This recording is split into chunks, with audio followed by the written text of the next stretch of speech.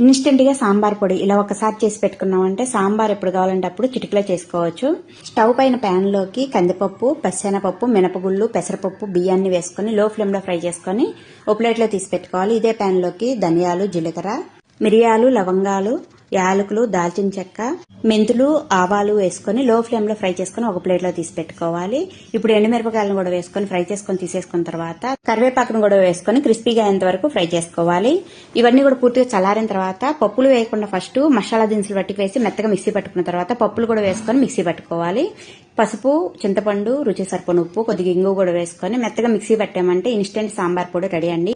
ఈ పొడితోటి సాంబార్ ఎలా చేయాలో చూద్దాం. గిన్నెలో 1 టేబుల్ స్పూన్ ఆయిల్ వేసుకుని కట్ చేసి పెట్టుకున్న వెజిటేబుల్స్, కరివేపాకు, కొద్దిగా ఇంగువ వేసుకుని 1 నిమిషం పాటు మగ్గిన తర్వాత తగినన్ని వాటర్, రుచి సరిపడిన ఉప్పు కూడా వేసుకుని కూరగాయ ముక్కలన్నీ కూడా మెత్తగా అయిన తర్వాత 3 టేబుల్ స్పూన్లు సాంబార్ పొడి, చిన్న ముక్క బెల్లము, కొద్దిగా కొత్తిమీర కూడా వేసుకుని 2 పొంగులు వచ్చేంత వరకు ఉంచేస్తామంటే సాంబార్